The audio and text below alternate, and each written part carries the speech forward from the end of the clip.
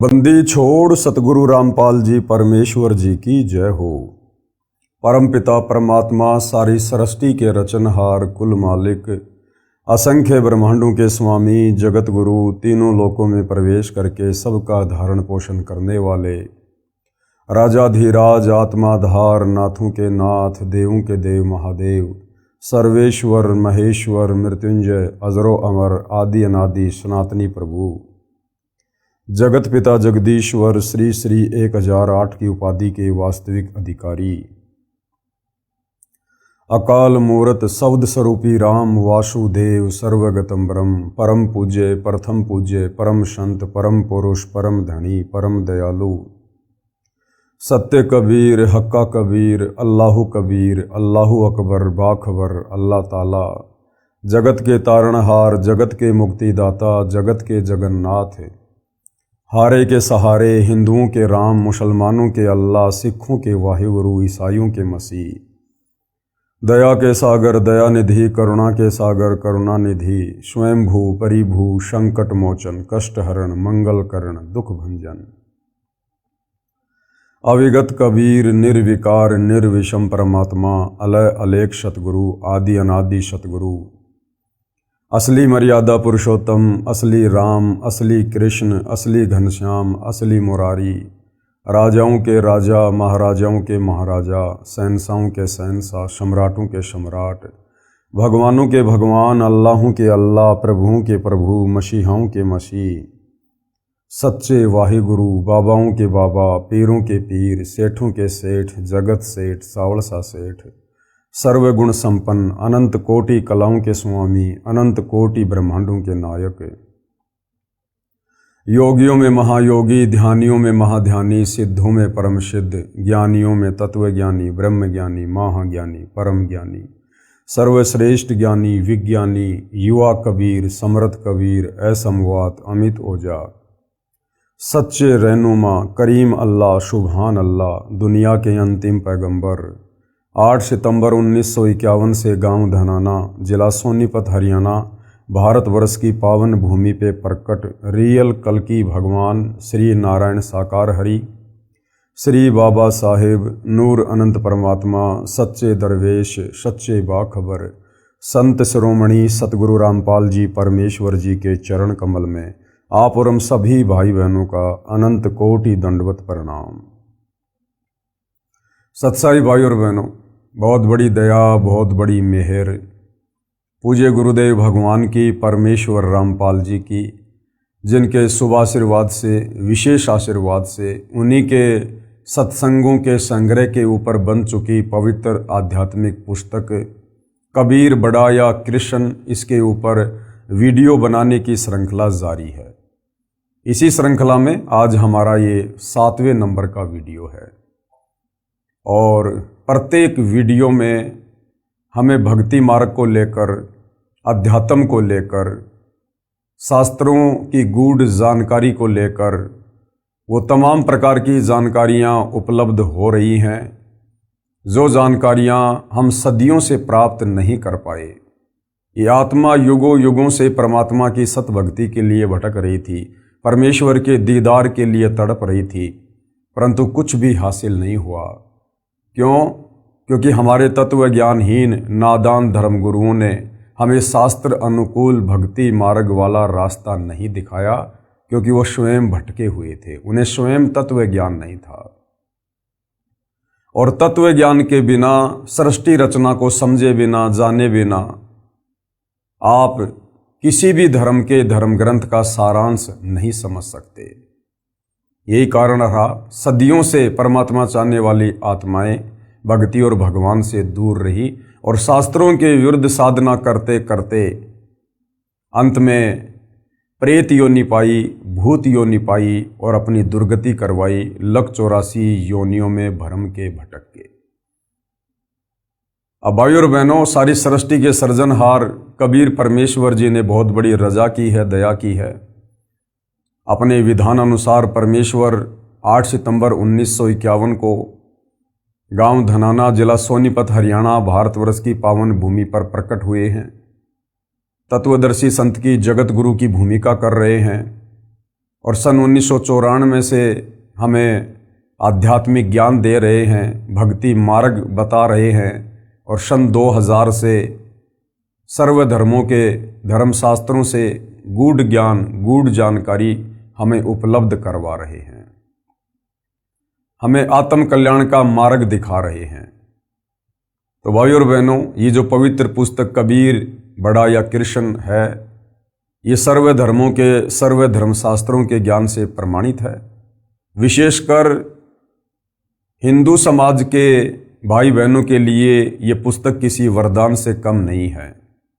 यदि आपने दिल थामकर धैर्य के साथ रुचि लेकर निष्पक्ष भाव से इस पवित्र पुस्तक कबीर बड़ा या कृष्ण को पढ़ लिया या इस पर बन रहे तमाम वीडियो देख लिए, आपको पता चलेगा कि वास्तव में वो एक सर्वशक्तिमान परमेश्वर कौन है, जिन्होंने सर्व ब्रह्मांडों की रचना की है, जिसके अधीन ये सभी दैवीय शक्तियां हैं। तो भाइयों और बहनों, हमारा जो टॉपिक है वो चल रहा है जनता की अदालत में। जनता की अदालत में शास्त्रों को लेकर, भक्ति और भगवान को लेकर विषय चालू है। कबीर जी की तरफ से उनके वकील हैं सतगुरु रामपाल जी। हालांकि कबीर परमेश्वर स्वयं ही अपने वकील होते हैं, लेकिन यहाँ पर भगत समाज को समझाने की दृष्टि से हम सतगुरु रामपाल जी को कबीर जी के वकील के रूप में पेश कर रहे हैं, जैसा कि इस पुस्तक में लिखा हुआ है। दूसरी तरफ श्री कृष्ण जी के वकील हैं हिंदू धर्म के तमाम आचार्य, शंकराचार्य, गुरुजन। और इस मुकदमे में जो जज है वो जनता है, क्योंकि जनता शिक्षित है, पढ़ी लिखी है, सर्वशास्त्र उपलब्ध हैं। जनता अपनी आंखों से सारे प्रमाण देखकर स्वयं निर्णय करेगी कि वास्तव में कबीर बड़ा या कृष्ण।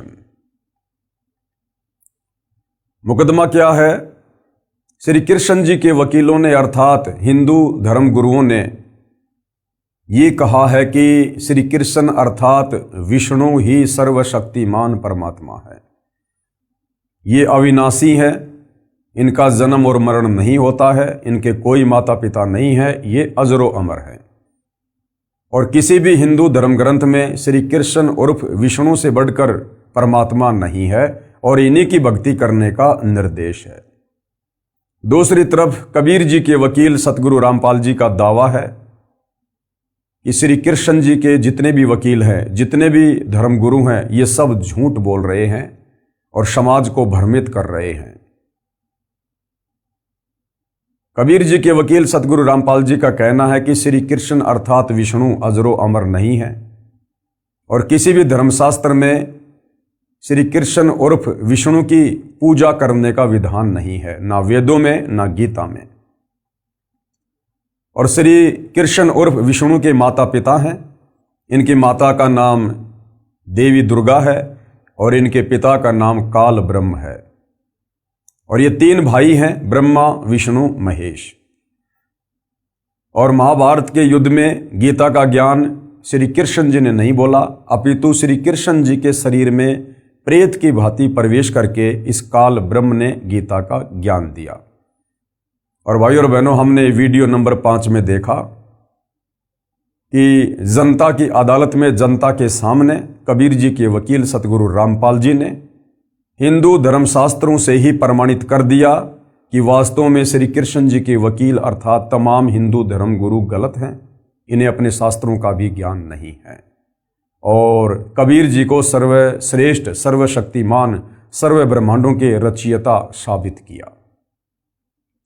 साथ में वीडियो नंबर 6 में सतगुरु रामपाल जी ने बताया कि जितने भी हिंदू धर्मगुरु हैं जिन्होंने गीता जी का अनुवाद किया है, उन्होंने अनुवाद करने में भी त्रुटि की है, गफलत की है।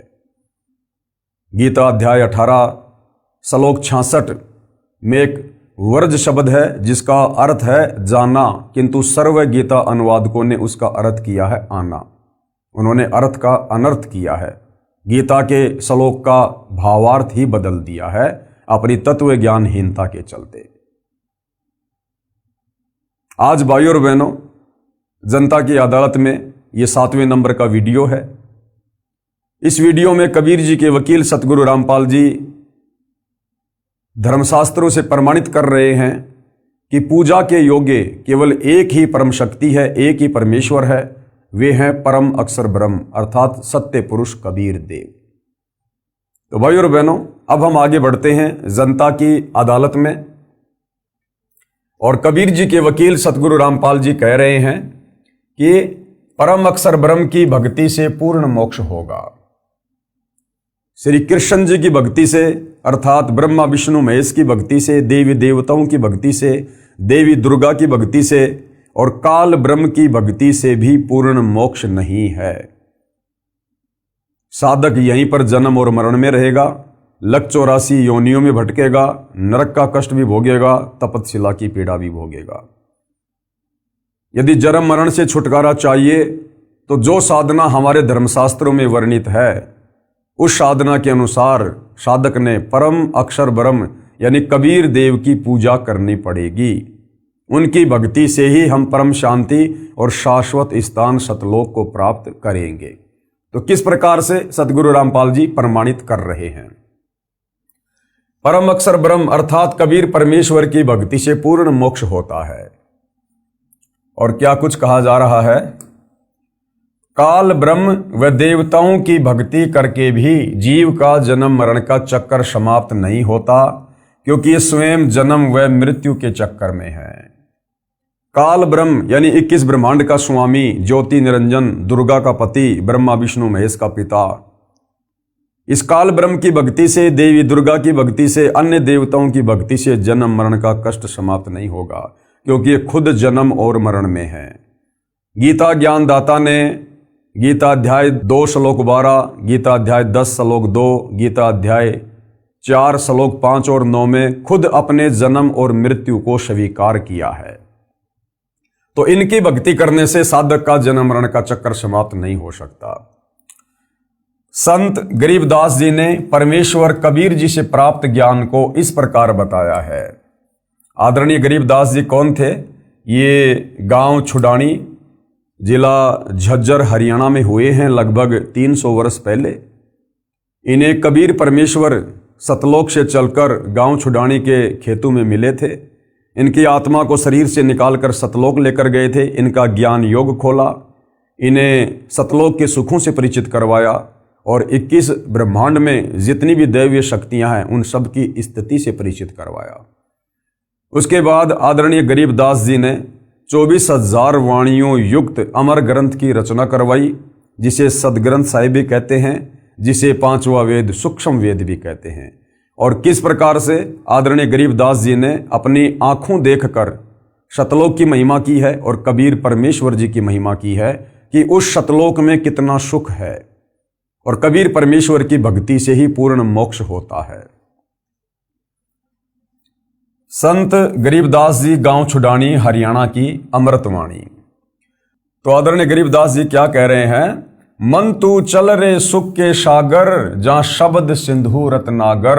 अपने ऊपर लेकर कह रहे हैं आप और हमें समझाने के लिए कि ऐ मेरे मन, इस काल के 21 ब्रह्मांड में क्यों धक्के खा रहा है? उस सुख सागर सतलोक में चल, जहां शब्द सिंधु रत्नागर। सिंधु यानी समुद्र, समुद्र में जाने के बाद चारों तरफ जल ही जल दिखाई देता है।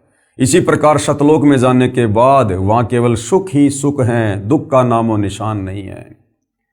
और यहां क्या हो रहा है इस काललोक में? कोटि जन्म तो ये मर्त्या होगे, कुछ नहीं हाथ लग्या रे।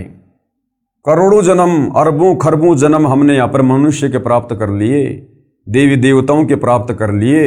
मरने के बाद हमारे हाथ में कुछ नहीं रहा, फिर से जन्म मरण में लक 84 योनियों में।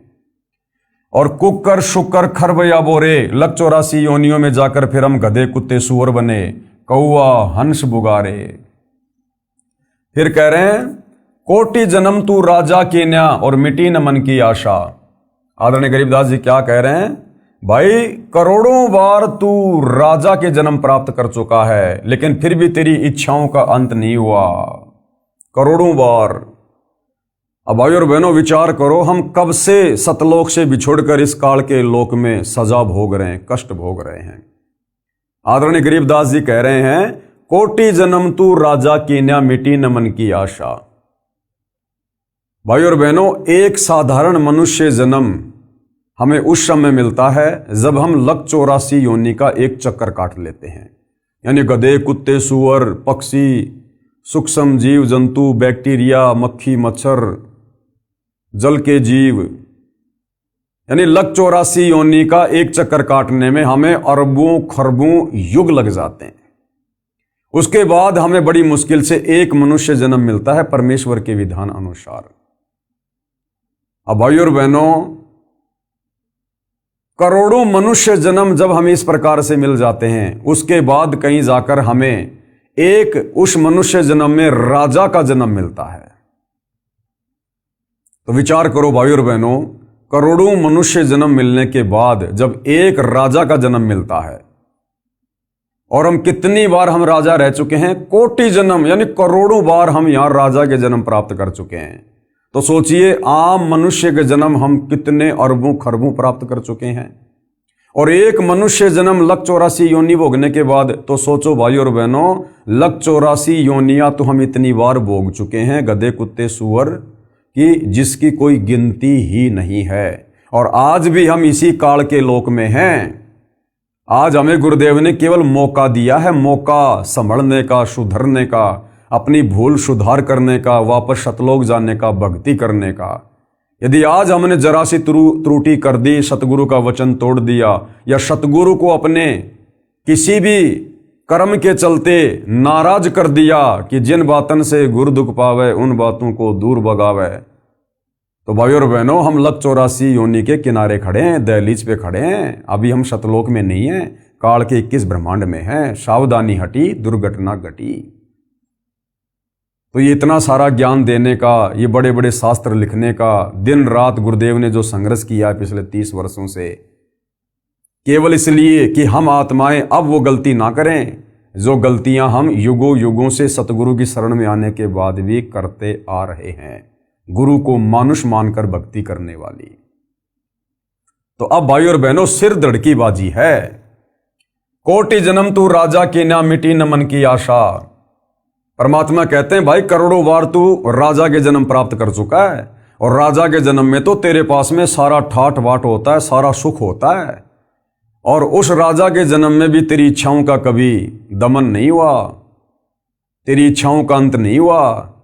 तो नालायक, आज तो तू एक साधारण सा व्यक्ति है, हैंड टू माउथ है, कोई मजदूरी करता है, कोई किसानी करता है, कोई खेती करता है, बड़ी मुश्किल से जीवन यापन करता है।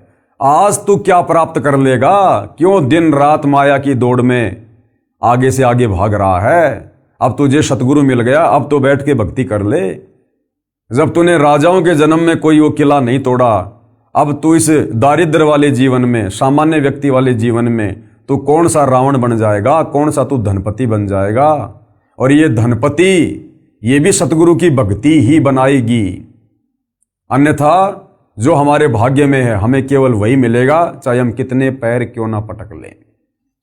तो परमेश्वर हमें समझा रहे हैं प्यार से, प्रेम से, कि भाई अब इस तत्व ज्ञान को समझकर अपनी इच्छाओं का दमन कर, इस काल लोक की भाग दौड़ में मत भाग, दुनिया को देख के मत भाग। उसके पास में बड़ी कोठी, उसके पास में बड़ी कार, उसका बेटा नौकरी लग गया, उसके पास इतने प्लाट, उनको करने दे, अंत में यही छोड़ के जाएंगे। अगले जन्म में गधे बन के, कुत्ते बन के, सूअर बन के उन कोठियों के आसपास में मंडराएंगे, उस कार के नीचे छाया में भी ढंग से उन्हें कोई नहीं बैठने देगा। तो तत्व ज्ञान देकर गुरु हमारी बंद बुद्धि के दरवाजे खोलते हैं कि शांत हो जा, धैर्य से काम ले, विवेक से काम ले, इन सुखों की इच्छा तू सतलोक में कर।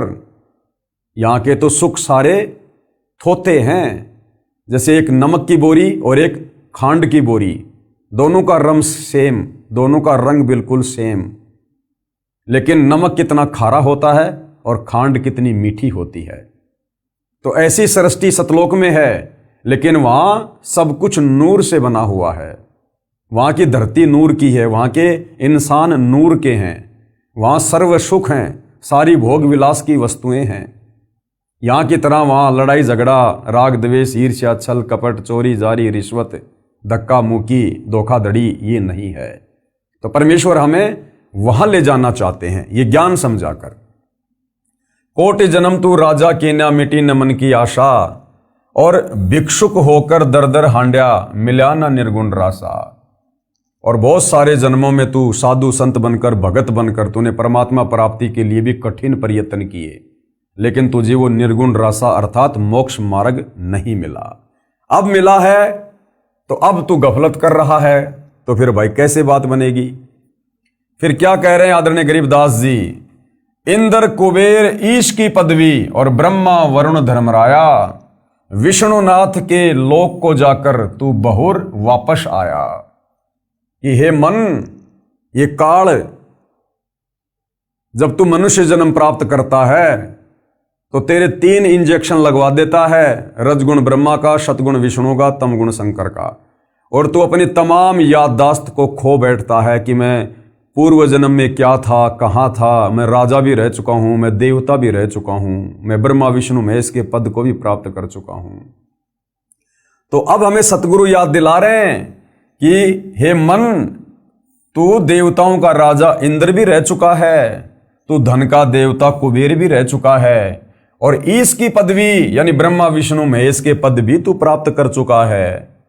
ब्रह्मा वरुण धर्मराया और विष्णुनाथ के पुर को जाकर और विष्णु भगवान के लोक में जाकर भी तू वापस आ चुका है, बहुर अपूठा आया। यानी तूने इस मनुष्य जन्म में इस पृथ्वी पर भक्ति करके काल की, या कभी सतगुरु आए उनसे उपदेश लेकर टूटी फूटी भक्ति की, बीच में छोड़ दी, उस भक्ति के प्रतिफल में तू ऊपर के लोकों में देव पद भी प्राप्त कर चुका है, लेकिन फिर भी तेरी इच्छाओं का अंत नहीं हुआ, तुझे वो परमात्मा नहीं मिला, तुझे वो भक्ति मार्ग नहीं मिला जो तुझे पूर्ण मोक्ष प्रदान करवा दे, और यदि मिला तो उस पर तू नहीं रुक पाया। तो कहने का मतलब है कि अब तुझे मौका मिला है, अब तुझे परमात्मा ने फिर से सुअवसर दिया है, तेरे ऊपर मेहरबान हुए हैं, अब इस मौके को मत चूक, इस ज्ञान को आधार बना। फिर क्या कह रहे हैं, असंख्य जन्म तो ये मरत्या होगे, जीवित क्यों ना मरे रे, और 12 मध्य महल मठ बोरे, बहुर ना दे धरे रे। गरीबदास जी कह रहे हैं असंख्य जन्म तो ये मरते होंगे और जीवित क्यों ना मरे रे, कि हर बार तू मनुष्य जन्म प्राप्त करता है, हर बार तेरी मृत्यु होती है, और तेरा जोड़ा जाड़ा धन, तेरा परिवार, तेरी संपत्ति यहीं पर रह जाती है, तू हाय हाय करता हुआ मर जाता है। यहीं पर किसी न किसी धन में, बेटा में, बेटी में, पोता में, पोती में तेरी आस्था रह जाती है, और तू यहीं पर वापस गधा कुत्ता शुअर बनकर घूमता रहता है। अब गरीबदास जी कह रहे हैं भैया तुझे तत्व ज्ञान मिल गया, तुझे सतगुरु मिल गया, अब तू जीवित मरना सीख ले। अब तुझे गुरु ने सतलोक से इस काल लोक की तुलना करके दिखा दी कि ये तो खोकापुर है, खोकापुर, यहां कुछ नहीं है सिवाय कष्टों के, दुखों के, पीड़ाओं के, जन्म और मरण के, लग 84 योनियों के। तो अब तू जीवित मर जा, यानी इस काल लोक की किसी भी वस्तु की डिमांड अपने हृदय में मत रख, अपने सतगुरु से मत कर। और भक्ति करने के लिए इस गंदे लोक में जब तक तेरी श्वास है तब तक जीवित रहने के लिए तुझे जिन जिन वस्तुओं की आवश्यकता होगी, तेरा सतगुरु समय से पहले तेरे सामने लाके खड़ी कर देगा। इसलिए अब तू अपना टारगेट केवल मोक्ष प्राप्ति बना और जीवित मर जा। कोई तुझे गाली दे, कोई तेरे साथ मार पिटाई करे, कोई तेरे ऊपर मुकदमा करे, कोई तुझे गुंडा कहे, भूंडा कहे, सब सहन कर। क्यों? क्योंकि ये तेरा अंतिम मनुष्य जन्म है। और भाई और बहनों, आप और हमारे में से यदि किसी को ये पता चल जाए, हमें दिखा दिया जाए भविष्य के दर्पण में कि भैया 24 घंटे बाद कल रात्रि 9 बजे तेरी मृत्यु है, तू संसार छोड़कर जाएगा, और उसको भी बिल्कुल कन्फर्म हो जाए कि हाँ 24 घंटे बाद मेरी मृत्यु है। भाई और बहनों, उस व्यक्ति की स्थिति क्या होगी? उसे ना कोई यहां पर अपना मित्र दिखाई देगा, ना यहां उसे अपना कोई दुश्मन दिखाई देगा। पहले चाहे कोई उसका मित्र था, कोई दुश्मन था, लेकिन अब उसको पता चल गया कि 24 घंटे बाद तू संसार में नहीं रहेगा, तेरी मृत्यु है, तुझे सब कुछ छोड़ के जाना पड़ेगा। वो बिल्कुल ऐसा रहेगा उन्मना उन्मना, उदास हो जाएगा, निराश हो जाएगा, ना किसी से बात करने का जी करेगा, ना कुछ अच्छा खाना पीना खाने का जी करेगा। उसे पता है कि 24 घंटे बाद तेरी मृत्यु है। यहां की किसी भी वस्तु में उसकी इच्छा नहीं बनेगी। जैसे बुखार के रोगी को मीठी से मीठी वस्तु भी अच्छी नहीं लगती, इसी प्रकार संत हमें यही बताते हैं, यही समझाते हैं, हमें भविष्य का दर्शन करवाते हैं कि भाई ये काल का लोक है, ये तेरा घर नहीं है। तुम यहां पर सतलोक में अपने पिता से गद्दारी करके, धोखा करके, इस काल के ऊपर आसक्ति करके अपनी गलती से यहां आए हो, कष्ट भोग रहे हो, और अब तुम्हें वापस सतलोक चलना है। असंख्य युगों के बाद अब तेरा दाव लगा है, तुझे तत्वदर्शी संत मिला है। तो कहते हैं जिसको ये बात अच्छे से समझ में आ जाएगी तत्वदर्शी संत की, उसके बाद उसकी आस्था इस काल लोक की वस्तु में ऐसी रह जाएगी। यहां किसी भी वस्तु की वो डिमांड नहीं करेगा, इच्छा नहीं करेगा, वो केवल सतलोक चलने की ही तैयारी करेगा। तो कहते हैं असंग जन्म तोय मरत्या होगे, जीवित क्यों न मरे रे। और द्वादश मध्य महल मठबोरे, यानी 12वां द्वार पार करके जो अक्षर पुरुष का लोक है, उस अक्षर पुरुष के लोक को पार करने का जो द्वार है वो है 12वां द्वार। कहते हैं उसके बाद महल मठबोरे, यानी वो सतलोक है जहां जाने के बाद बहुर ना दे धरे रे। फिर तू कभी शरीर धारण नहीं करेगा ये 5 तत्व वाला, वहां तुझे नूरी शरीर मिलेगा, शब्द से तेरी उत्पत्ति होगी और सदा तू वहां पर ठाट बाट करेगा। फिर आगे क्या समझाया आदरणीय गरीबदास जी ने, दो जग बहिस्त सभी ते देखे राजपाट के रसिया, और 3 लोक से तिरपत नाई ये मन भोगी खसिया। कि हे मन, तू करोड़ों बार मनुष्य जन्म प्राप्त करके मृत्यु के बाद फिर तू नरक में भी गया, बहिस्त यानी स्वर्ग में भी गया, और राजपाट की रसिया, तूने राज्य भी भोगा, और 3 लोक से तिरपत नाई ये मन भोगी खसिया। और यदि तुझे 3 लोकों का राज दे दिया जाए तो भी तत्व ज्ञान के अभाव में तेरी इच्छा पूर्ति नहीं हो सकती है। तुझे और अधिक प्राप्त करने की चाहत बनी रहेगी कि और किसी लोक के ऊपर अपना स्वामित्व कायम करूं। तो परमात्मा कहते हैं यदि इस मन की इच्छाओं को शांत करना है तो तत्वदर्शी संत से उपदेश लेकर भक्ति कर। सुमरण से, भक्ति से, दान धर्म से इन इच्छाओं का अंत होगा, और ये अंत हुए बिना हम सतलोक नहीं जा सकते, वहां के सुख नहीं भोग सकते। जब तक हम काल लोक के सुखों को नहीं त्यागेंगे हृदय से, दिल से, तब तक हम सतलोक के वास्तविक सुखों को प्राप्त करने के अधिकारी नहीं बनेंगे। फिर क्या कहा, सतगुरु मिले तो इच्छा मेटे, पद मिल पदय समाना, चल हंसा उस लोक पठाऊं जो आदि अमर अस्ताना। ये इच्छाएं कैसे समाप्त होंगी? सतगुरु मिले तो इच्छा मेटे। सतगुरु हमें तत्व ज्ञान देगा, हमें काल लोक से सतलोक की तुलना करके दिखाएगा, यहां के दुखों से परिचित करवाएगा, सतलोक के सुखों से अवगत करवाएगा। जो जो महापुरुष सतलोक में जाकर आए हैं हमें उनकी जीवनी से परिचित करवाएगा, और तत्व ज्ञान सुनकर सतगुरु के द्वारा दी गई भक्ति करके, भक्ति की शक्ति से और ज्ञान से इस काल लोक से हमारी इच्छाएं हटेंगी, सतलोक में हमारी सुरती लगेगी। तो सतगुरु मिलेगा तो काल लोक की इच्छाओं से हमारे मन को हटाएगा, और पद मिल पदय समाना, और सतगुरु हमें जो भक्ति की जो वो पद्धति देगा, वे ऑफ वर्शिप बताएगा। जब उस भक्ति को हम मन लगाकर करेंगे, मर्यादा में रहकर करेंगे, तो पद मिल पदय समाना, यानी हम उस अमर पद में समा जाएंगे, उस परम पद में चले जाएंगे, सतलोक में चले जाएंगे, वास्तविक उस धाम में चले जाएंगे। चल हंसा उस लोक पठाऊं जो आदि अमर अस्ताना, वो अविनाशी लोक है, वो कभी विनाश में नहीं आता, सदा रहने वाला है, सतलोक। फिर क्या बताया वहां पर कितने सुख हैं भाई? 4 मुक्ति जहां चंपी करती माया हो रही दासी, और दास गरीब अभय पद पर से मिलय राम अविनाशी। वहां क्या होगा? 4 मुक्ति जहां चंपी करती, चंपी करना होता है जैसे पैरों को चंपी करना, दबाना हल्के हल्के, उसको कहते हैं चंपी करना। तो आदरणीय गरीबदास जी जिन्होंने आंखों सतलोक को देखा, तो क्या महिमा वर्णन कर रहे हैं वहां के सुखों की, कि 4 मुक्ति तो वहां पर तुम्हारी चंपी करती है, तुम्हारी नौकरानी है। 4 मुक्ति जो यहां पर ब्रह्मा विष्णु महेश को प्राप्त है, अर्थ धर्म काम मोक्ष, कहते हैं 4 मुक्तियां तो वहां पर तेरी नौकरानी, तेरे चरणों में तेरी दासी बन के रहेगी, उनकी तरफ तो तू झांकेगा भी नहीं। ऊपर इतने सुख हैं वहां पर। यहां ब्रह्मा विष्णु महेश को जो सुख प्राप्त हैं, जो सिद्धियां रिद्धियां प्राप्त हैं, सतलोक में तो तेरे चरणों में पड़ी रहेंगी, उनकी तरफ तो तू देखेगा भी नहीं।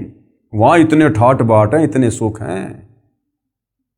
अरे जिसके बाप ने अपने बेटे को एरोप्लेन लाके दे दी, वो साइकिल की तरफ देखता भी नहीं। तो सतलोक के सुखों की तुलना में इस काल लोक के ये ब्रह्मा विष्णु महेश को जो 4 मुक्तियां प्राप्त हैं, ये तो साइकिल के समान है, साइकिल के समान। 4 मुक्ति जहां चंपी करती माया होरी दासी, और दास गरीब अभय पद पर से। गरीब दास जी कह रहे हैं तुम उस अभय पद को, जहां जाने के बाद कोई डर नहीं, कोई भय नहीं, तुम उसको प्राप्त हो जाओगे। और फिर क्या होगा? मिले राम अविनाशी, और तुम्हें वहां पर फिर वो अविनाशी कबीर परमेश्वर मिलेगा। हालांकि आज भी धरती पर कबीर परमेश्वर ही हैं सतगुरु रामपाल जी के रूप में, लेकिन वहां हमें उनके वास्तविक दीदार होंगे, उनके नूरी शरीर के दीदार होंगे। तो कहते हैं फिर तुझे वहां पर वो अविनाशी परमात्मा मिलेगा। सूक्ष्म वेद की वाणी का सरलार्थ है, आत्मा अपने साथी मन को अमर लोक के सुख तथा इस काल ब्रह्म के लोक के दुख को बताकर सुख के सागर रूपी अमर लोक यानी सतलोक में चलने के लिए प्रेरित कर रही है। काल ब्रह्म के लोक यानी किस ब्रह्मांडों में रहने वाले प्राणी को क्या क्या कष्ट होते हैं, पहले ये जानकारी बताई है और कहा है कि काल ब्रह्म के लोक का अटल विधान है कि जो जन्मता है उसकी मृत्यु निश्चित है, और जो मर जाता है उसका जन्म निश्चित है। कोटि जन्म तो ही मरते होंगे, जीवित क्यों ना मरे रे। इसका प्रमाण गीता जी में देखिएगा। और ये सारी बातें भाई और बहनों भूल मत जाना। जनता की कोर्ट में कबीर परमेश्वर जी के वकील सतगुरु रामपाल जी इन शास्त्रों का हवाला देकर, 5वें वेद सूक्ष्म वेद की वाणियों का हवाला देकर श्री कृष्ण जी के वकीलों के सामने सबको बता रहे हैं, सबको दिखा रहे हैं कि परम अक्षर ब्रह्म यानी कबीर देव की भक्ति से पूर्ण मोक्ष होता है, और सतलोक में ही असल में वास्तव में सुख है। श्रीमद् भगवद गीता अध्याय 2 श्लोक 22 में इस प्रकार कहा है। क्या कहा है? कि जैसे मनुष्य पुराने वस्त्रों को त्याग कर दूसरे नए वस्त्र ग्रहण करता है, वैसे ही जीव आत्मा पुराने शरीर को त्याग कर दूसरे नए शरीरों को प्राप्त करता है। गीता अध्याय 2 श्लोक 27 में क्या कहा है? क्योंकि जन्मे हुए की मृत्यु निश्चित है, यानी इस काल के लोक में जो जन्म लेता है उसकी मृत्यु निश्चित है, और मरे हुए का जन्म निश्चित है, और जो मर गया उसके बाद किसी अन्य योनि में, चाहे गधा, कुत्ता, सुअर, देवता या मनुष्य, फिर उसका जन्म निश्चित है। अर्थात जन्म और मरण 21 ब्रह्मांड का अटल नियम है। इसलिए बिना उपाय वाले विषय में तू शोक करने के योग्य नहीं है। इसलिए कह रहा कि अगर तेरे पास में सतलोक वाली भक्ति नहीं है, अगर तेरे पास में मोक्ष प्राप्ति वाला मार्ग नहीं है, तो अर्जुन दुख करने की कोई आवश्यकता नहीं है। चाहे कितना दुखी हो ले, कितना शोक कर ले, तू रहेगा यही जन्म और मरण में, जब तक तेरे पास में विकल्प नहीं है शास्त्र अनुकूल साधना का। श्रीमद् भगवद गीता शास्त्र से स्पष्ट हुआ कि काल ब्रह्म के लोक का अटल नियम है कि जन्म तथा मृत्यु सदा बने रहेंगे।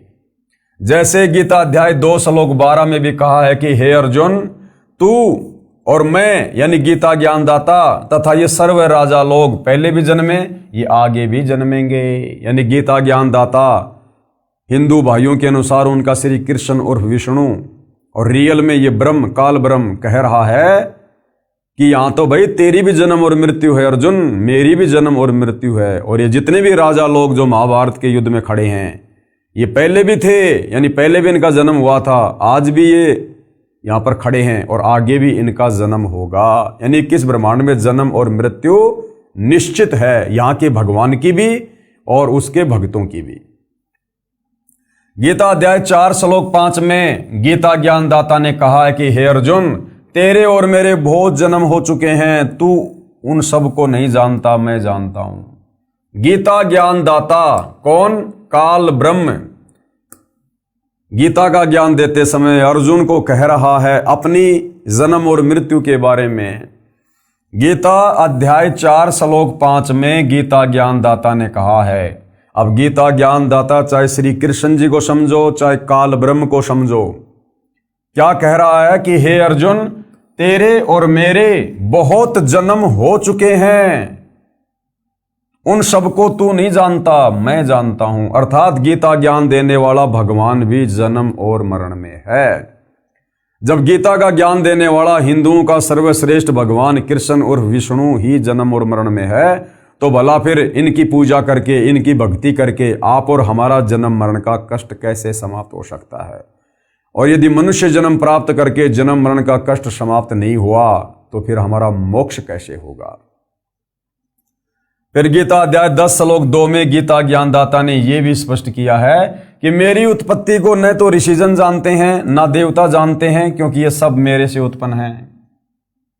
अब बाप की उत्पत्ति को, बाप के जन्म को, बाप की डेट ऑफ बर्थ को बेटा या बेटी नहीं बता सकते, वो तो दादा बताता है, दादा।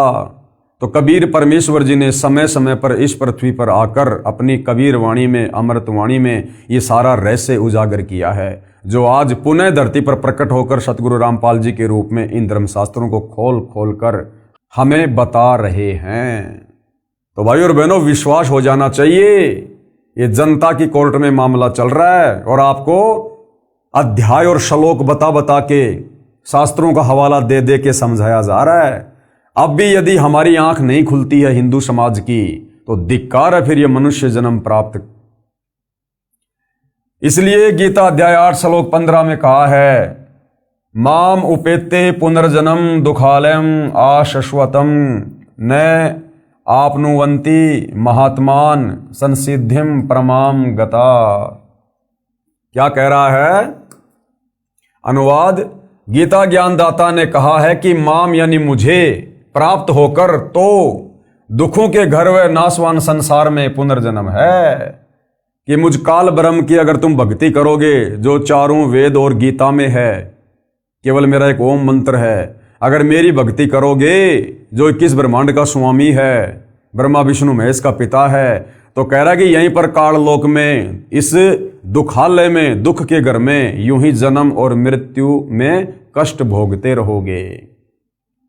गीता ज्ञानदाता ने कहा है कि मुझे प्राप्त होकर तो दुखों के घर व नाशवान संसार में पुनर्जन्म है। महात्मा जन जो परम सिद्धि को प्राप्त हो गए हैं, पुनर्जन्म को प्राप्त नहीं होते। अब परम सिद्धि को प्राप्त कौन होगा? जो तत्वदर्शी संत की शरण में आ जाएगा। विशेष पाठक जनों से निवेदन है कि मुझ लेखक सतगुरु रामपाल जी से पहले सभी अनुवादकों ने, यानी गीता जी के अनुवादकर्ताओं ने, इस श्लोक का गलत अनुवाद किया है, क्योंकि तत्व ज्ञान तो इनको था नहीं, और तत्व ज्ञान के बिना आप किसी भी धर्मशास्त्र का यथार्थ अनुवाद नहीं कर सकते, क्योंकि पवित्र गीता जी तो वैसे भी चारों वेदों का सार है, ये तो कोड वर्ड में है। गीता ज्ञानदाता ने कहा है कि मुझे प्राप्त होकर पुनर्जन्म को प्राप्त नहीं होते। ऐसा नहीं कहा उसने कि मुझे प्राप्त होकर अर्जुन फिर तुम पुनर्जन्म को प्राप्त नहीं होगे। ये तो खुद ही जन्म और मरण में है, फिर इसकी भक्ति करके हम भला पुनर्जन्म में क्यों नहीं आएंगे? विचार करें, पहले लिखे अनेकों गीता के श्लोकों में आप जी ने पढ़ा कि गीता ज्ञानदाता ने स्वयं कहा है कि मेरे तथा तेरे अनेकों जन्म हो चुके हैं। गीता अध्याय 2 श्लोक 12, गीता अध्याय 10 श्लोक 2, गीता अध्याय 4 श्लोक 5 और 9 में खुद गीता ज्ञानदाता अपनी जन्म और मृत्यु स्वीकार कर रहा है। जब ये पहले के श्लोकों में अपनी जन्म और मृत्यु स्वीकार कर रहा है, तो फिर आगे भला इस श्लोक में ये कैसे कह सकता है कि मुझे प्राप्त होकर फिर पुनर्जन्म नहीं होता? फिर भी इस श्लोक का ये अर्थ करना कि मुझे प्राप्त महात्मा का पुनर्जन्म नहीं होता, गीता की यथार्थता के साथ खिलवाड़ करना तथा अर्थों का अनर्थ करना मात्र है। परमात्मा के दोषी बने हैं, परमात्मा के दोषी, भगत समाज को भ्रमित करके, शास्त्रों का यथार्थ अनुवाद ना करके। सूक्ष्म वेद की अमृतवाणी का भावार्थ है, वाणी का सरलार्थ।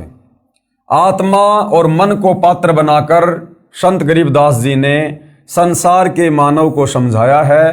कहा है कि ये संसार दुखों का घर है, इससे भिन्न एक और संसार है, सतलोक, जहां कोई दुख नहीं है, वह शाश्वत स्थान है, अर्थात सनातन परम धाम यानी सतलोक जो कभी नष्ट नहीं होता, वह सुख सागर है। तथा वहां का प्रभु अविनाशी परमेश्वर भी सुखदायी है, जो उस सुख सागर में निवास करता है। सुख सागर अर्थात अमरलोक की संक्षिप्त परिभाषा बताई है। यानी सतलोक में क्या है, कितने सुख हैं वहां पर। शंखों लहर मेहर की उपजय, कहर नहीं जा कोई, दास गरीब अचल अविनाशी, सुख का सागर सोई। शंखों लहर मेहर की उपजय, शंखों यानी गिनती नहीं, इतना वहां पर सुख है, सुख की लहर है वहां पर। जैसे समुद्र में पानी की लहरें होती है ना, वो कभी समाप्ति नहीं होती, इसी प्रकार सतलोक में इतना सुख है, इतना वैभव है, इतना विलास है, जिस प्रकार समुद्र में लहरें होती हैं। शंखों लहर मेहर की उपजय, कहर नहीं जा कोई, और दास गरीब अचल अविनाशी, सुख का सागर सोई। वास्तव में वो सतलोक ही स्थायी स्थान है और सुख का सागर है, उसके अलावा और कोई सुख का सागर है ही नहीं। अक्षर पुरुष के 7 संग ब्रह्मांडों में और काल के 21 ब्रह्मांडों में सुख नाम की चीज नहीं, केवल नाम है सुख, लेकिन वस्तु यहां सुखदायक नहीं है। भावार्थ, जिस समय मैं अकेला होता हूं, यानी पूज्य गुरुदेव भगवान अपने ऊपर उदाहरण पेश कर रहे हैं। हालांकि ये तो परमेश्वर हैं, परमात्मा हैं, सुख के सागर हैं, इनका तो सबके प्रति समदृष्टि भाव रहता है। इनमें राग द्वेष ईर्ष्या किसी भी प्रकार का कोई रजोगुण तमोगुण सतोगुण कुछ भी नहीं होता है, ये निर्मोही परमात्मा है। लेकिन आप और हमें भक्ति मार्ग को समझाने के लिए अपने ऊपर उदाहरण पेश कर रहे हैं। जिस समय मैं अकेला होता हूं तो कभी कभी ऐसी हिलोर अंदर से उठती है, उस समय सब अपने से लगते हैं।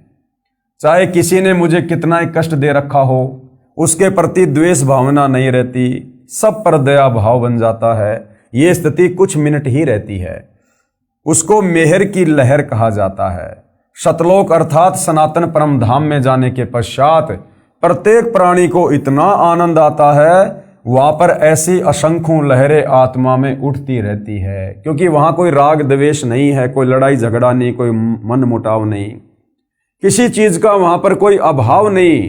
भाई मन में राग द्वेष ऊंच नीच का भाव तो उस समय आएगा जब कोई गरीब होगा, कोई अमीर होगा, और उन अमीरों के सुखों को देखकर वो गरीब आदमी ना जाने अपने मन में क्या क्या सोचेगा। तो ये ऊंच नीच का भाव, राग द्वेष का भाव उस समय उत्पन्न होता है जहां पर समानता नहीं होती है। तो सतलोक में तो कबीर परमेश्वर जी ने सबको एक जैसा सुख दे रखा है, सबको एक जैसी वस्तुएं उपलब्ध करवा रखी हैं, किसी के घर में किसी प्रकार की कोई कमी नहीं है। तो वहां पर एक दूसरे के प्रति राग द्वेष उपजता ही नहीं है। जब वह लहर मेरी आत्मा से हट जाती है तो वही दुखमय स्थिति प्रारंभ हो जाती है। उसने ऐसा क्यों कहा, वह व्यक्ति अच्छा नहीं है, वो हानि हो गई, ये हो गया, वो हो गया, ये कहर यानी दुख की लहर कही जाती है। अब ये भाव सतगुरु रामपाल जी में उत्पन्न नहीं होते, क्योंकि ये तो परमेश्वर हैं। हम इंसानों की स्थिति बता रहे हैं अपने ऊपर लेकर कि कभी कभार थोड़ी बहुत देर के लिए हमारे मन में वो लहर की मेहर उठती है, हमें दुश्मन भी मित्र नजर आता है, लेकिन होता है थोड़े समय के लिए। उसके बाद फिर से हमारे दिलो दिमाग में, हमारे मन में वही बकवाद, वही खरपतवार, कभी रजोगुण, कभी शतोगुण, कभी तमोगुण। उसने उधार ले रखा है, अभी तक दिया नहीं है, कल जाऊंगा, नहीं देगा तो ये कर दूंगा, वो कर दूंगा, या हमारे से कोई पैसा मांगने आया है, हमारे पास में पैसा नहीं है, झूठ बोलते रहते हैं, छुपते रहते हैं, यानी बहुत तरह की बातें। ये हम जीवों की स्थिति गुरुदेव अपने ऊपर लेकर हमें समझा रहे हैं कि यहाँ पर तो दुख ही दुख हैं। यहाँ पर तो कभी एक आध बार कोई वो लहर की मेहर आती है, मेहर की लहर, अन्यथा यहाँ तो कहर ही कहर है, कहर ही कहर है। और सतलोक में सदा वहाँ पर मेहर की लहर उठती रहती है, उठती रहती है, अनवरत, कंटिन्यू, इतना सुख है वहाँ पर। कहने का मतलब है भाई और बहनों, सतलोक के सुखों के विषय में बताकर इस काल लोक से गुरुदेव हमारी वृत्ति को हटाना चाह रहे हैं। उस सतलोक में असंख्य लहर मेहर यानी दया की उठती हैं, वहाँ कोई कहर यानी भयंकर दुख नहीं है। वैसे तो सतलोक में कोई दुख नहीं है, कहर का अर्थ है भयंकर कष्ट होता है। जैसे एक गांव में आपसी रंजिश के चलते विरोधियों ने दूसरे पक्ष के एक परिवार के 3 सदस्यों की हत्या कर दी। वहीं पर भूकंप के कारण हजारों व्यक्ति मर जाते हैं, उसे कहते हैं कहर टूट पड़ा या कहर कर दिया। ऊपर लिखी वाणी में सुख सागर की परिभाषा संक्षिप्त में बताई है, यानी सतलोक के सुखों का वर्णन किया नहीं जा सकता, ये जिव्या से बोलकर नहीं बताया जा सकता, इतने सुख हैं वहां पर। तो गुरुदेव कह रहे हैं आप लोगों को आंशिक जानकारी दे रहे हैं। कहा है कि वह अमर लोक अचल अविनाशी अर्थात कभी चलायमान नहीं है, वहां कभी भी कोई प्रलय नहीं आती है। जैसे 21 ब्रह्मांड ये नष्ट होता है जब प्रलय आती है, अक्षर पुरुष के साथ संग ब्रह्मांड भी समय आने पर उत्पत्ति और प्रलय में आते हैं, नष्ट होते हैं। लेकिन सतलोक वहां कभी कोई प्रलय नहीं आती है, वहां कोई भूकंप नहीं, कोई आंधी नहीं, कोई ओलावृष्टि नहीं, किसी चीज का कोई अभाव नहीं। वो अचल अविनाशी है, सदा रहने वाला अजरो अमर स्थान है। सतलोक कभी ध्वस्त नहीं होता तथा वहां रहने वाला परमेश्वर अविनाशी है। और सतलोक में रहने वाला कबीर भगवान भी अविनाशी है, इस काल की तरह नाशवान नहीं है, अक्षर पुरुष की तरह जन्म और मृत्यु में नहीं है, वो अविनाशी परमेश्वर है। और जब हम सतलोक चले जाएंगे तो हम आत्माएं भी अविनाशी पद को प्राप्त होंगी, हम भी फिर कभी मृत्यु में नहीं आएंगे। तथा वहां रहने वाला परमेश्वर अविनाशी है, वह स्थान तथा परमेश्वर सुख का समुद्र है। जैसे समुद्री जहाज बंदरगाह के किनारे से 100 या 200 किलोमीटर दूर चला जाता है तो जहाज के यात्रियों को जल अर्थात समुद्र के अतिरिक्त कुछ भी दिखाई नहीं देता, सब और जल ही जल नजर आता है। इसी प्रकार सतलोक में सुख के अतिरिक्त कुछ भी नहीं है, अर्थात वहां कोई दुख किसी भी प्रकार का नहीं है। तो भाई और बहनों, इतना सुंदर लोक, इतना अच्छा लोक जिसको हम नालायक अपनी नालायकी के चलते इस काल बलि के चक्कर में आकर छोड़कर आ गए हैं और यहाँ पर हम कहर पे कहर भोग रहे हैं। अब फिर से आप और हमारे ऊपर रजा हुई है, दया हुई है, दीन दयाल परमात्मा सतलोक से चलकर संत रूप में आए हैं। तो भाई और बहनों, अब हमने इस शुभ अवसर को हाथ से गंवाना नहीं है। अब पूर्व में लिखी वाणी का सरलार्थ किया जाता है। मन तू चल रे सुख के सागर, जहां शब्द सिंधु रत्नागर, कोटि जन्म तोए भरमत होगे, कुछ नहीं हाथ लग्या रे, कुकर शुकर खरबया बोरे, कौआ हंस बुगारे। क्या अनुवाद किया गुरुदेव ने? परमेश्वर कबीर जी ने अपनी अच्छी आत्मा संत गरीबदास जी को सूक्ष्म वेद समझाया। उसको संत गरीबदास जी गांव छुडानी जिला झज्जर हरियाणा प्रांत वाले ने आत्मा तथा मन को पात्र बनाकर विश्व के मानव को काल ब्रह्म के लोक का कष्ट तथा सतलोक का सुख बताकर उस परम धाम सतलोक में चलने के लिए सत्य साधना जो शास्त्रोक्त है यानी शास्त्रों के अनुसार है उसको करने की प्रेरणा की है। मन तू चल रे सुख के सागर अर्थात हे मन तू चल रे सुख के सागर अर्थात हे मन तू सनातन परम धाम में चल। शब्द को अविनाशी अर्थ दिया है क्योंकि शब्द नष्ट नहीं होता, इसलिए शब्द का अर्थ अविनाशीपन से है कि वह स्थान अमरत्व का सिंधु अर्थात सागर है और मोक्ष रूपी रतन का आगार अर्थात खान है। इस काल ब्रह्म के लोक में आप जी ने भक्ति भी की, परंतु शास्त्र अनुकूल साधना बताने वाले तत्वदर्शी संत ना मिलने के कारण आप करोड़ों जन्मों से भटक रहे हैं। कोटि जन्म तो ये भ्रमित होगे, कुछ ने हाथ लग्या रे। करोड़ों अरबों रुपए संग्रह करने में पूरा जीवन लगा देते हो, अचानक मृत्यु हो जाती है। वह जोड़ा हुआ धन जो आपके पूर्व के संस्कारों से प्राप्त हुआ था उसे छोड़कर संसार से चला गया। उस धन के संग्रह करने में जो पाप किए वे आप जी के साथ गए। आप जी ने उस मानव जीवन में तत्वदर्शी संत से दीक्षा लेकर शास्त्र विधि अनुसार भक्ति की साधना नहीं की, जिस कारण से आपको कुछ हाथ नहीं आया। पूर्व के पुण्यों के बदले धन ले लिया, यानी पहले किसी मनुष्य जन्म में हमने जैसी भक्ति साधना दान धर्म किया उसका प्रतिफल हमें अगले मनुष्य जन्म में मिल गया, लेकिन उसको भी अंत में हम मृत्यु के बाद यहीं पर छोड़ के चले जाते हैं खाली हाथ। वो धन यहीं रह गया, आपको कुछ भी नहीं मिला। आपको मिले धन संग्रह तथा भक्ति शास्त्र अनुकूल न करने के पाप। क्या मिला हमारे को? आपको मिले धन संग्रह तथा भक्ति शास्त्र अनुकूल न करने के पाप, यानी हमने धन को संग्रह करने में, अब भाई और बहनों एक राजा होता है, अब राजा धन संग्रह करने में कितना पाप करता है, दूसरे राजा के ऊपर चढ़ाई कर देता है, लाखों हजारों सैनिकों को मरवा देता है, केवल धन प्राप्ति के लिए, राज्य प्राप्ति के लिए, जमीन प्राप्ति के लिए। जनता के ऊपर तरह तरह के टैक्स लगा देता है, जनता बेचारी कितनी परेशान हो जाती है, दुखी हो जाती है, राजा को बद्दुआ देती है, गालियां देती है, आत्मा दुखी होती है उनकी जब उनके साथ में न्याय नहीं होता है। तो धन जमा करने में हमने जो पाप कमाए वो पाप मृत्यु के बाद हमारे साथ जाते हैं, और साथ में मनुष्य जन्म प्राप्त करके, जो मनुष्य जन्म शास्त्र अनुकूल साधना करके मोक्ष प्राप्ति के लिए मिला था, लेकिन तत्वदर्शी संत ना मिलने के चलते, शास्त्रों के विरुद्ध परंपरागत साधना करने के चलते जो हमने पाप किए, क्योंकि शास्त्र अनुकूल साधना सबसे बड़ा अपराध है। तो शास्त्र विरुद्ध साधना करके, परमेश्वर को दुखी करके, मनुष्य जन्म को बर्बाद करके हमने जो पाप कमाए, फिर अंत में शरीर छूटने के बाद वो पाप हमारे साथ जाएंगे। आपको मिले धन संग्रह तथा भक्ति शास्त्र अनुकूल ना करने के पाप, जिसके कारण आप कुक्कर यानी फिर हम क्या क्या बने, कुत्ता, खर यानी गधा, सुकर यानी सुअर, और कौवा, काग पक्षी, हंस एक पक्षी जो केवल सरोवर में मोती खाता है, बुगा यानी बुगला पक्षी, आदि आदि की योनियों को प्राप्त करके कष्ट उठाया।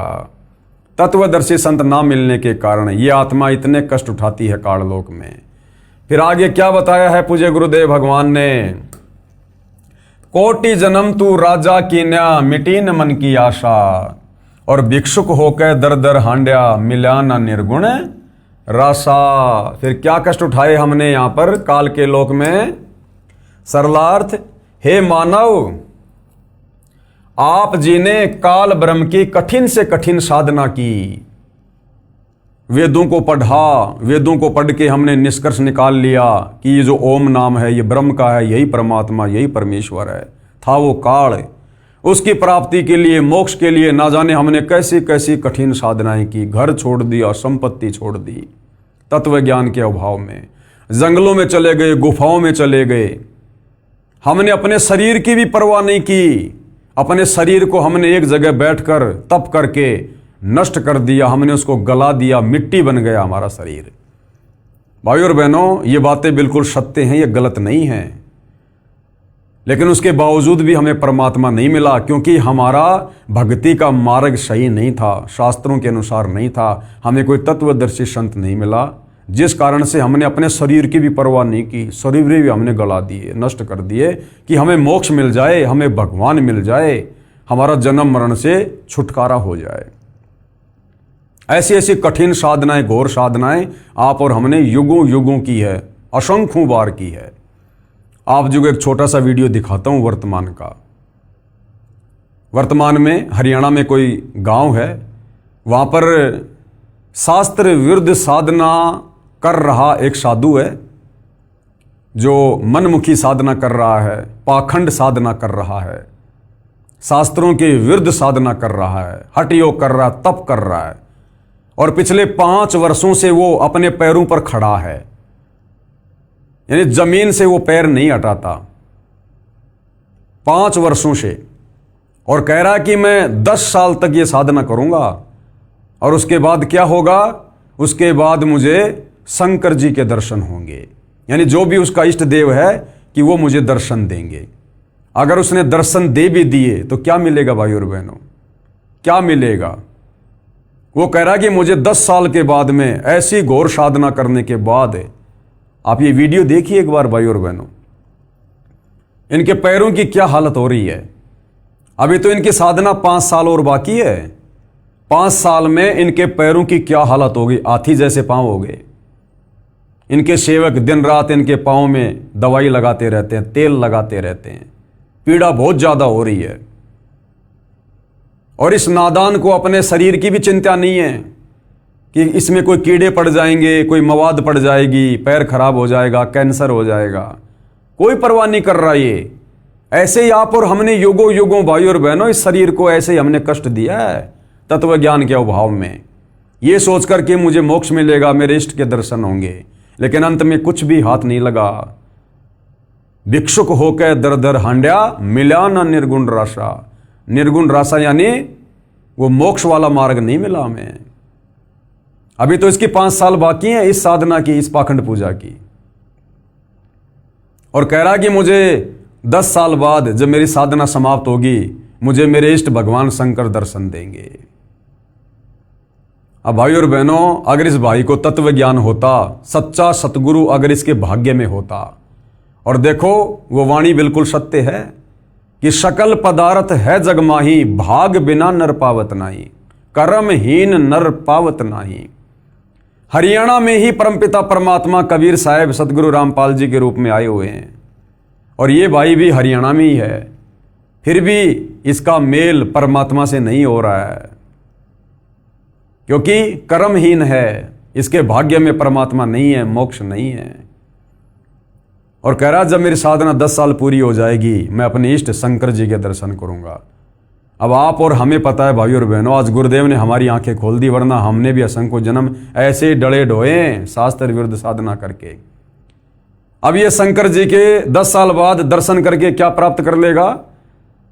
जब गीता जी हवाला दे रही है कि श्री कृष्ण उर्फ विष्णु, अर्थात ये तीनों भाई हैं ब्रह्मा विष्णु महेश, जब ये तीनों नाशवान हैं, जन्म और मरण में हैं, इनका भी मोक्ष नहीं है, तो उस शंकर का दर्शन करके ये क्या प्राप्त कर लेगा? रहना तो जन्म मरण में है, लक 84 में है।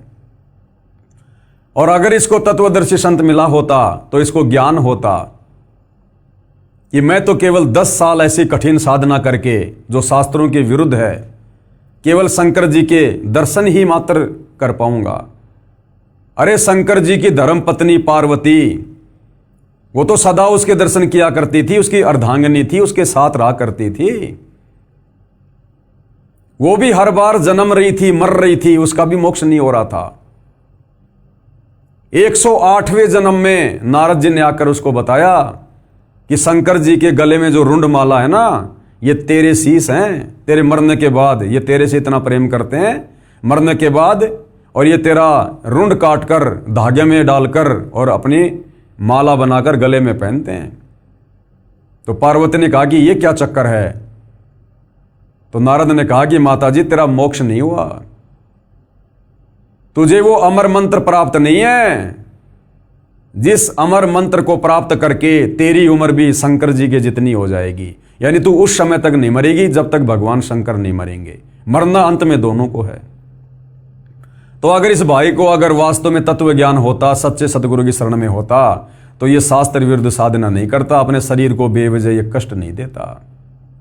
क्या करेगा 10 साल बाद में शंकर जी के 2-4 सेकंड के लिए दर्शन करके? अरे शंकर जी के दर्शन करने उनकी फोटो में कर लो। तो देख लो भाई और बहनों, आप और हमारे ऊपर पूज्य गुरुदेव भगवान ने कितनी बड़ी असीम रजा की है।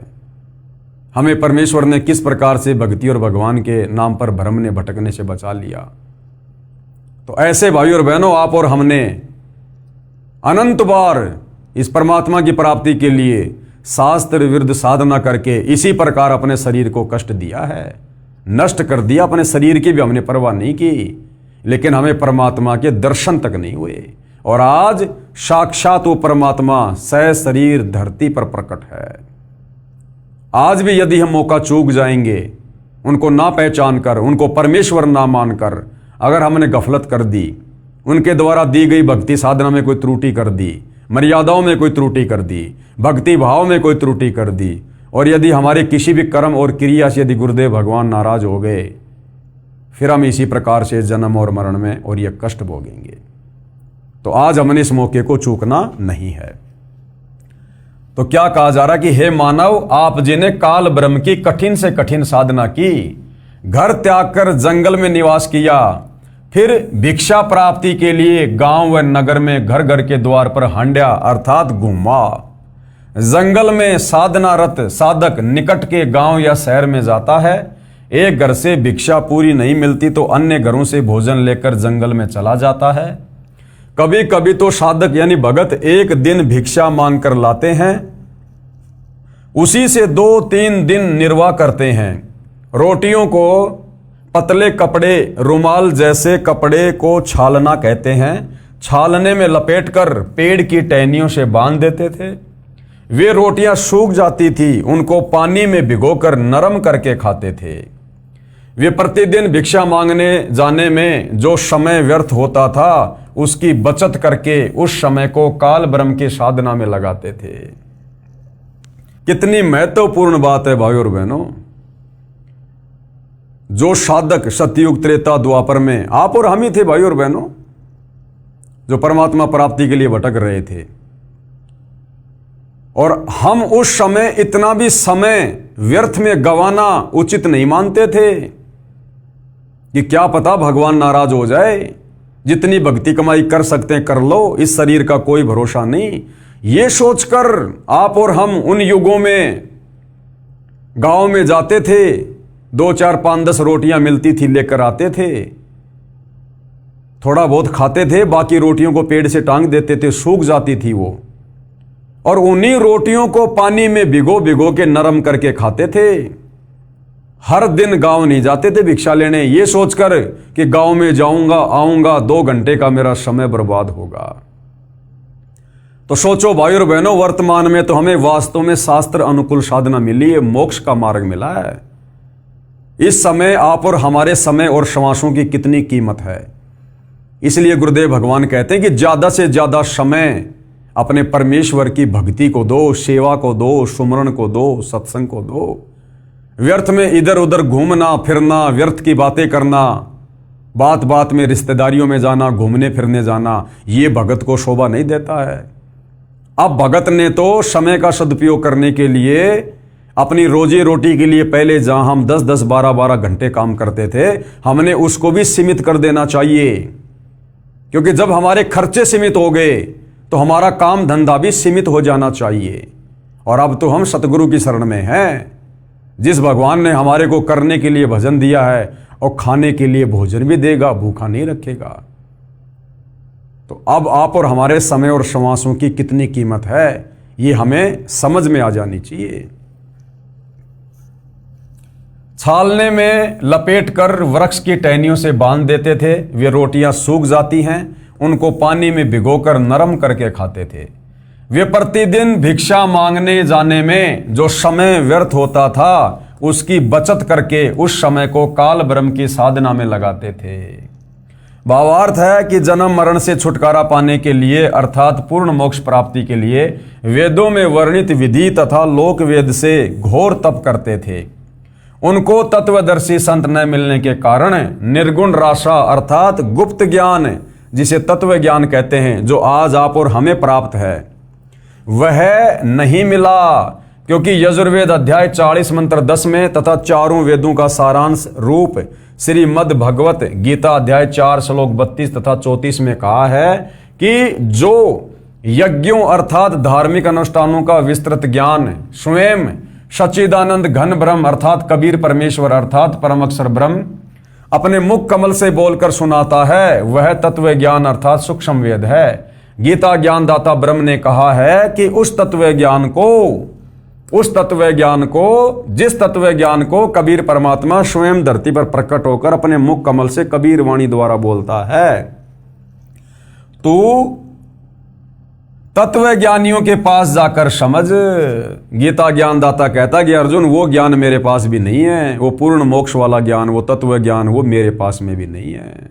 उस ज्ञान को, जिस ज्ञान को परमात्मा सतलोक से चलकर धरती पर प्रकट होकर अपने मुख कमल से बोलता है, चारों युगों में कबीर परमात्मा जी आते हैं। सतयुग में सतसुकृत ऋषि के नाम से इसी प्रकार से अपनी वाणी द्वारा ज्ञान बोलते हैं, तत्व ज्ञान का प्रचार करते हैं। त्रेता युग में मुनिंद्र ऋषि के नाम से, द्वापर में करुणामय ऋषि के नाम से और कलयुग में कबीर नाम से आए और अपने तत्व ज्ञान को अपनी कबीर वाणी द्वारा बोला। साधु संतों ने लिपिबद्ध किया। कह रहे उस ज्ञान को जो तत्व ज्ञान है उसको तू तत्व ज्ञानियों के पास जाकर समझ, यानी किसी तत्वदर्शी संत के पास जाकर समझ।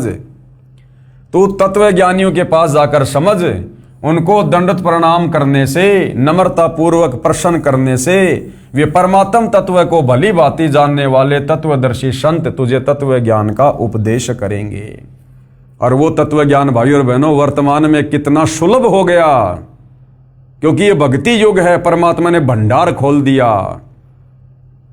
ये पवित्र पुस्तक कृष्ण बड़ा या कबीर, इसमें वही तत्व ज्ञान आप भाई बहनों को बताया जा रहा है जो तत्व ज्ञान परमात्मा चारों युगों में आकर देते हैं। जो तत्व ज्ञान अब सतगुरु रामपाल जी के रूप में वही कबीर परमात्मा सर्व परमात्मा चाहने वाली आत्माओं को मुफ्त में, फ्री में, निःशुल्क दे रहे हैं। तुझे तत्व ज्ञान का उपदेश करेंगे। इससे सिद्ध हुआ कि तत्व ज्ञान ना वेदों में है। अगर वेदों में तत्व ज्ञान होता तो गीता जी में होता, क्योंकि गीता जी चारों वेदों का सार है। और गीता जी में तत्व ज्ञान होता तो गीता ज्ञानदाता के पास होता। लेकिन गीता ज्ञानदाता कह रहा भैया मेरे पास भी वो तत्व ज्ञान नहीं है, वो तो तत्वदर्शी संत के पास मिलेगा। तो आज इस पृथ्वी पर वो तत्व ज्ञान, वो मोक्ष का पूर्ण मार्ग केवल सतगुरु रामपाल जी के पास है। इससे सिद्ध हुआ कि तत्व ज्ञान ना तो वेदों में है और ना ही गीता में है। यदि होता तो एक अध्याय और बोल देता, कह देता कि तत्व ज्ञान उस अध्याय में पढ़ लो। संत गरीबदास जी ने मन के बहाने मानव शरीरधारी प्राणियों को समझाया है कि वह निर्गुण राशा अर्थात तत्व ज्ञान ना मिलने के कारण काल ब्रह्म की साधना करके आप जी करोड़ों जन्मों में राजा बने। कोटि जन्म तू राजा की न्या, मिटी न मन की आशा। फिर भी मन की इच्छा समाप्त नहीं हुई, क्योंकि राजा सोचता है कि स्वर्ग में सुख है, यहां राज में कोई सुख चैन नहीं है, शांति नहीं है। निर्गुण राशा का क्या भावार्थ है, क्या बता रहे हैं पूज्य गुरुदेव भगवान। निर्गुण का अर्थ है कि वह वस्तु तो है परंतु उसका लाभ नहीं मिल रहा। यानी वस्तु तो है लेकिन उसका लाभ नहीं मिल रहा, उसको कहते हैं निर्गुण। जैसे आसमान में बादल हैं, हमें दिखाई दे रहे हैं। यदि बादल से बरसात नहीं हो रही है तो हमें उसका कोई लाभ नहीं है।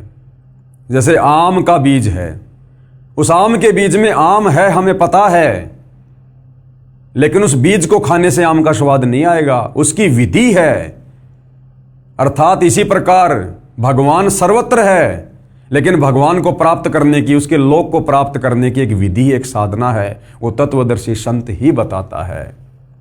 निर्गुण राशा का भावार्थ, निर्गुण का अर्थ है कि वह वस्तु तो है परंतु उसका लाभ नहीं मिल रहा।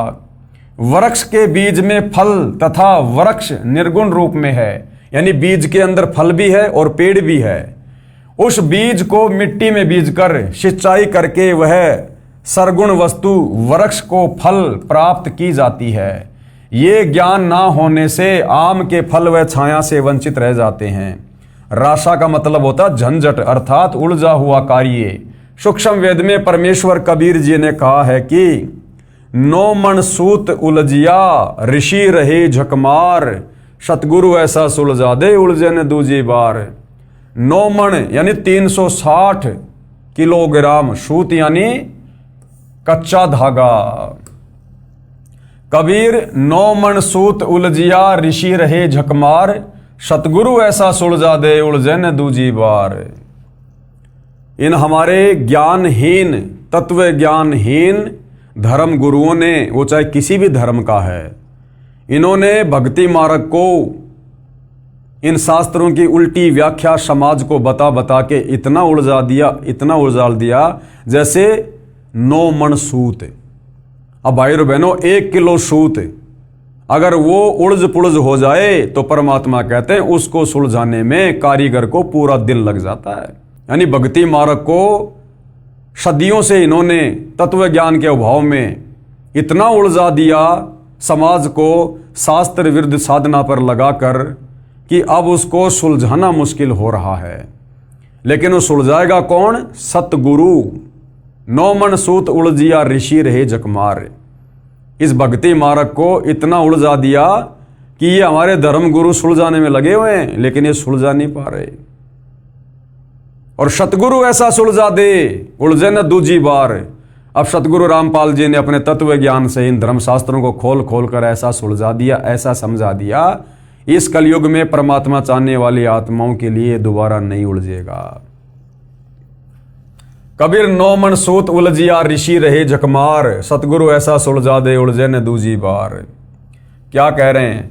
परमेश्वर कबीर जी ने कहा है कि अध्यात्म ज्ञान रूपी नौ मन सूत उलझा हुआ है। 1 किलोग्राम उलझे हुए सूत को सीधा करने में 1 दिन से भी अधिक जुलाहों का समय लग जाता था। यदि सुलझाते समय धागा टूट जाता तो कपड़े में गांठ लग जाती। गांठ गठीले कपड़े को कोई मोल नहीं लेता था। इसलिए परमेश्वर कबीर जुलाहे ने, जो जुलाई की भूमिका कर रहे थे 650 साल पहले, जुलाहों का सटीक उदाहरण बताकर समझाया है कि अधिक उलझे हुए सूत को कोई नहीं सुलझाता था, उसको फेंक ही देते थे। अध्यात्म ज्ञान उसी 9 मन उलझे हुए सूत के समान है, जिसको सतगुरु अर्थात तत्वदर्शी संत ऐसा सुलझा देगा जो पुनः नहीं उलझेगा।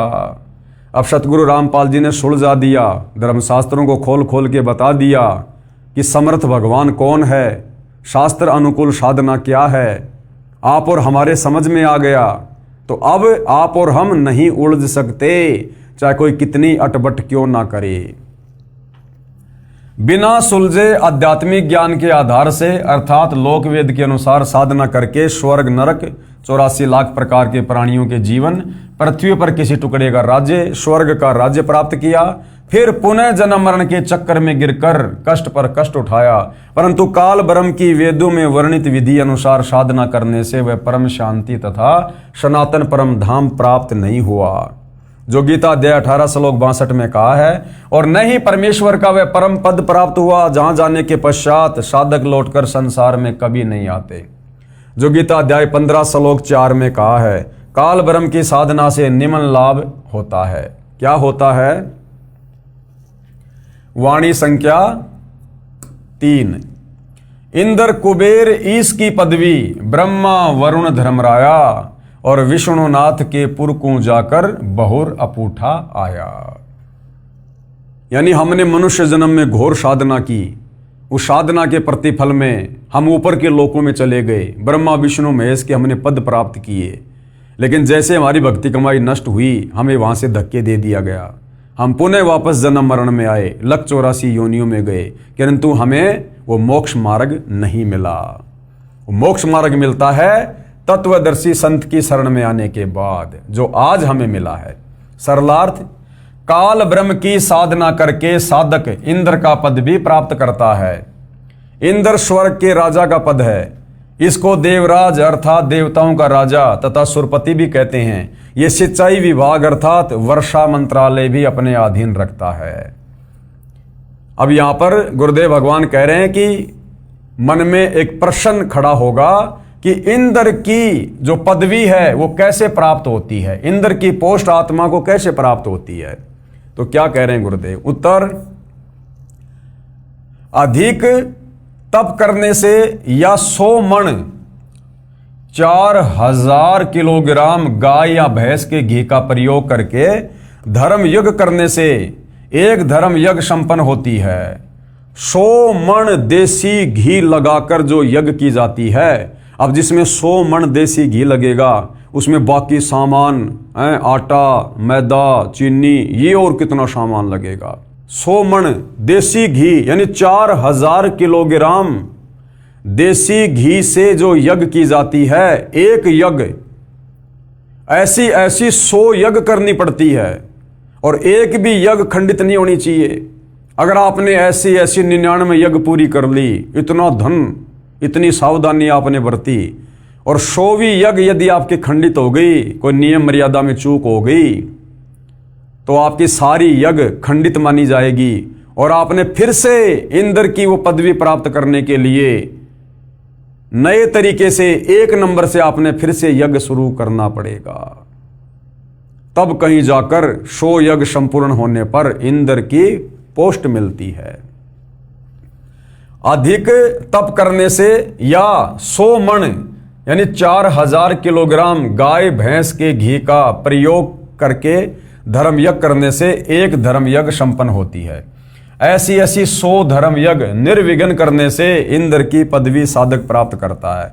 तप या यज्ञ के दौरान यज्ञ या तप की मर्यादा भंग हो जाती है तो नए सिरे से यज्ञ तथा तप करना पड़ता है। सफल होने पर ही इंद्र की पदवी प्राप्त होती है। इस प्रकार इंद्र की पदवी प्राप्त होती है। अब सोचो भाई और बहनों, सोचिए यदि हमें ये परमपिता परमेश्वर ना मिलते, गुरुदेव भगवान, और यदि हमें ये वास्तविक शास्त्र अनुकूल भक्ति ना देते, हम भला कैसे यहां से बाहर निकल सकते थे, कैसे हमारा मोक्ष हो सकता था। जब इस काल के लोक में और देवताओं के राजा इंद्र की पोस्ट प्राप्त करने के लिए इतनी कठिन साधना, ऐसा यज्ञ, और तब कहीं जाकर क्या मिलता है, इंद्र की पदवी, और इंद्र का पद भोगने के बाद फिर वो आत्मा गधा बनती है। तो सोचो भाई और बहनों, सतलोक जाने के लिए हमने क्या कुछ कुर्बानी देनी पड़ेगी। इस प्रकार की भक्ति करके तो हम लाख जन्म भी सतलोक नहीं जा सकते।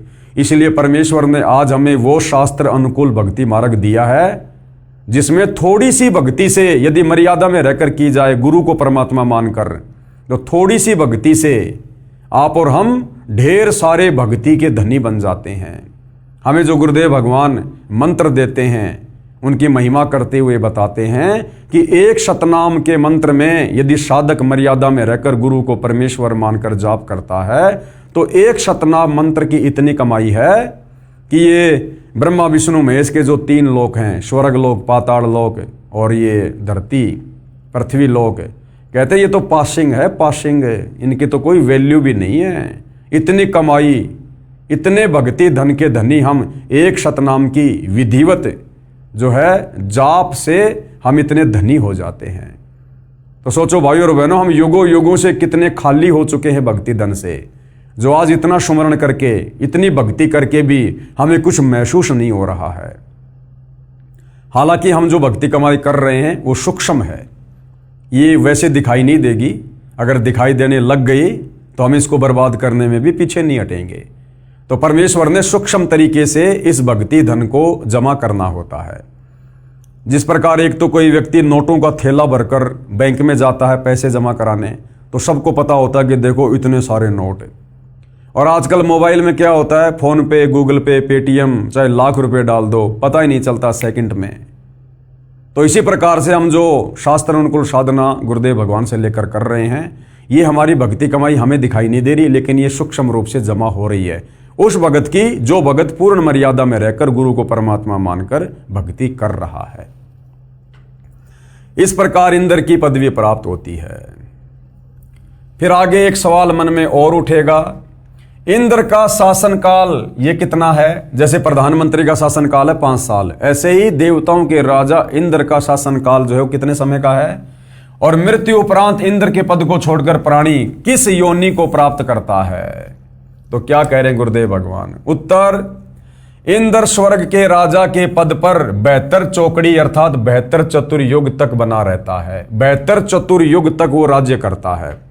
अब एक चतुर्युग में सतयुग, त्रेतायुग, द्वापर तथा कलयुग का समय होता है, जो 17,28,000 प्लस 12,96,000 प्लस 86,400 वर्ष प्लस 43,20,000 वर्ष, यानी एक जो चतुर्युग होता है, सतयुग, त्रेता, द्वापर और ये कलयुग, इन चारों युगों को मिलाकर कहते हैं एक चतुर्युग। और चारों युगों का समय कितना होता है? 43,20,000 वर्ष। इस प्रकार 72 चतुर्युग तक जो देवताओं का राजा है इंद्र, वो अपना राज्य करता है। सतयुग, त्रेतायुग, द्वापर युग और कलयुग का समय अर्थात 43,20,000 वर्ष का समय एक चतुर्युग में होता है। ऐसे बने 72 चतुर्युग तक वह साधक इंद्र के पद पर स्वर्ग के राजा का सुख भोगता है। एक कल्प अर्थात ब्रह्मा जी के एक दिन में जो 1008 चतुर्युग का होता है, 14 आत्मा यानी 14 भगत इंद्र के पद पर रहकर अपना किया हुआ पुण्य कर्म भोगते हैं। यानी श्री ब्रह्मा जी का जो एक दिन है वो 1008 चतुर्युग का होता है। 1008 चतुर्युग का ब्रह्मा का केवल दिन होता है और इतनी रात्रि। तो भाइयों और बहनों, यहां पर क्या कहा जा रहा है कि ब्रह्मा जी के एक दिन में 14 जीव इंद्र के पद पर रहकर यानी इतना लंबा शासन काल पूरा करके और मृत्यु को प्राप्त हो जाते हैं। तो सोचो ब्रह्मा जी की कितनी उम्र होगी, और ब्रह्मा जी से 7 गुना ज्यादा विष्णु जी की, और विष्णु जी से 7 गुना ज्यादा शंकर जी का जीवन है। उसके बाद भी भाई और बहनों इनकी जन्म और मृत्यु होती है, और असंख्यों बार हो चुकी है, असंख्यों बार। और जब ऐसे ऐसे 70,000 शिव जी मर जाते हैं, उसके बाद एक ब्रह्मांड में रहने वाला ये सदाशिव ये काल मरता है। और जब ये काल मरता है तो अक्षर पुरुष का एक युग होता है, और ऐसे ऐसे 1000 युग का दिन और 1000 युग की रात्रि अक्षर पुरुष की है।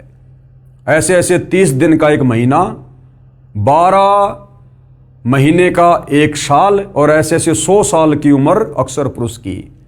और कहते एती उम्र बुलंद मरेगा अंतरे, और अक्षर पुरुष भी असंख्यों बार मर चुका है। तब से भाइयों और बहनों आप और हम यहां इसी काल के लोक में कष्ट उठा रहे हैं। ये विचार करने की बात है। जरा सी गलती करी थी हमने, परमात्मा के विधान को तोड़ा था। जब काल तप कर रहा था तो हमने अपने परमपिता परमात्मा से आस्था हटा के यानी उनकी भक्ति से मन हटा के कर रहे थे, लेकिन ऊपरले मन से। लेकिन हम विशेष कशक के साथ में इस काल को चाहने लगे जब यह तप कर रहा था, इसके झांसे में आ गए। और बीच बीच में हमें परमेश्वर जी ने, कबीर जी ने, गुरुदेव भगवान ने बहुत समझाया, आकाशवाणी की कि बच्चों इस नादान की नादानी को मत देखो, ये अपना कर्म फोड़ रहा है, तुम्हें सारे सुख प्राप्त हैं, क्यों इसके चक्कर में पड़ रहे हो, दुखी हो जाओगे। हम ऊपर से तो सावधान हो जाते कि ठीक है पिताजी अब की बार नहीं करेंगे, लेकिन फिर हमारे मन में उसके प्रति वही चाहत है। यानी परमात्मा से आस्था हटाकर हमने एक जीव के ऊपर आस्था लगाई, हमने अपने परमात्मा के वचन को तोड़ा, और उसकी हमने कितनी सख्त और कितनी लंबी सजा पाई। आज भी हम जेल में ही हैं, सतलोक नहीं गए अभी भी हम जेल में ही हैं। तो सोचो भाइयों और बहनों, आज स्वयं वो कबीर परमात्मा फिर से आप और हम पर दया करके इस पृथ्वी पर प्रकट है सदगुरु रामपाल जी के रूप में, और आज फिर से उन्होंने हमें भक्ति दे दी जो भक्ति हम सतलोक में करते थे, और आज हमें फिर से वही मर्यादा दे दी जो मर्यादा सतलोक में थी।